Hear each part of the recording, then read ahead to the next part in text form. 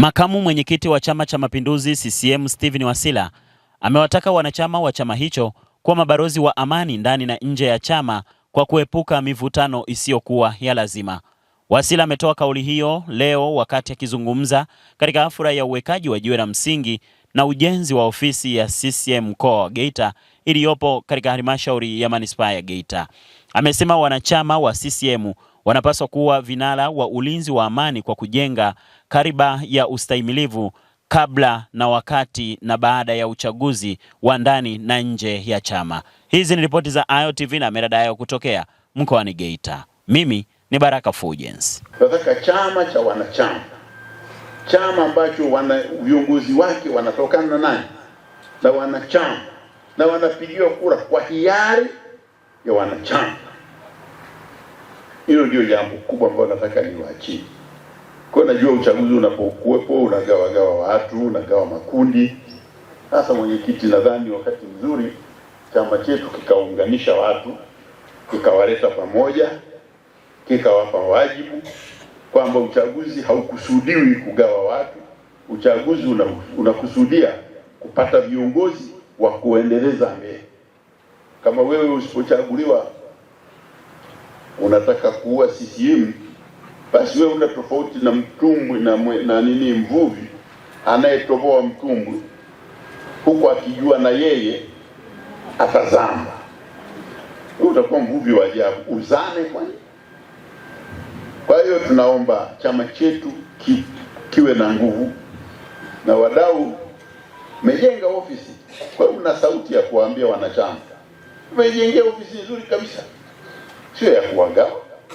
Tumejengea ofisi nzuri ya kufanya nini? Ya kuwaunganisha. Labda hilo ndio naweza nikasema, lakini nimepongeza sana, nimeshukuru sana wadau kwa kufanya kazi nzuri. Nilikuja hapa wakati ule wadau wachache walikuwepo, leo naona mko wengi zaidi. Kwa hiyo inaonekana ya kwamba wanachama wameshirikiana na wadau katika kutufikisha hapo tulipofika. Sitaki kusema zaidi ya hapo. Sasa tulikuwa na ofisi yetu kule, bado ipo.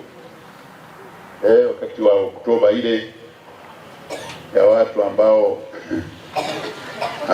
tukiwasema wanasema tunatukana, hatutukani. Lakini tunataka amani itawale nchi yetu, kwa sababu amani ndio msingi wa kila kitu. Hata nyinyi wadau, chochote mnachofanya ni wadau, lakini amani ndio inawawezesha kufanya. Safari moja kuna kiongozi mmoja wa siasa alipita Katoro, akamwambia lazima muasi.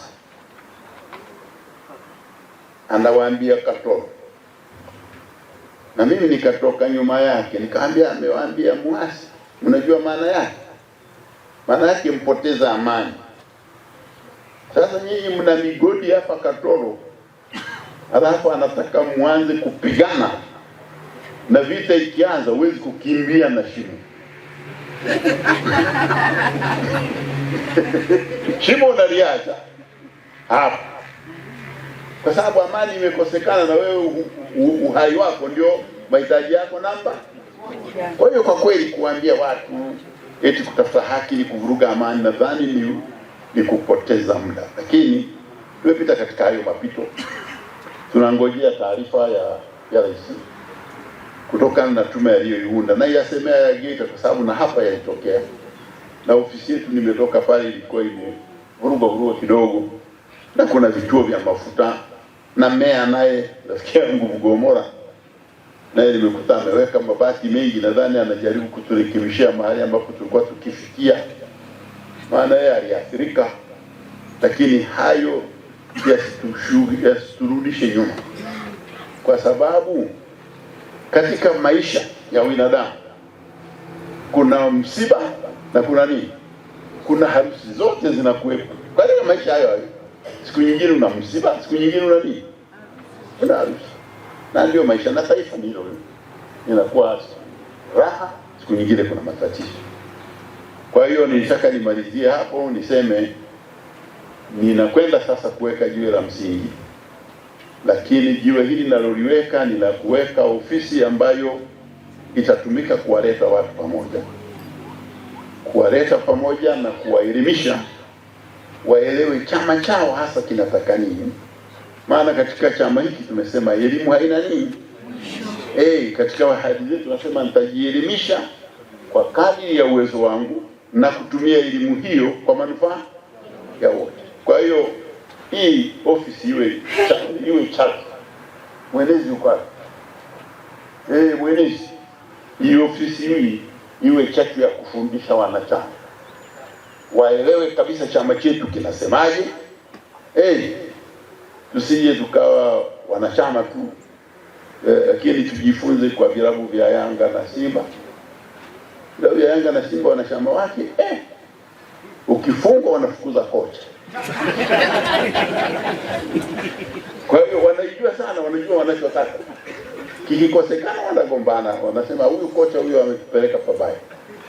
Na sisi tunataka wanachama wetu wajue katiba yao inasemaje, madhumuni yetu ni nini, shabaha yetu ni nini, kwa sababu wakijua watachagua viongozi ambao wanaona kweli wanatupeleka kwenye shabaha iliyokusudiwa.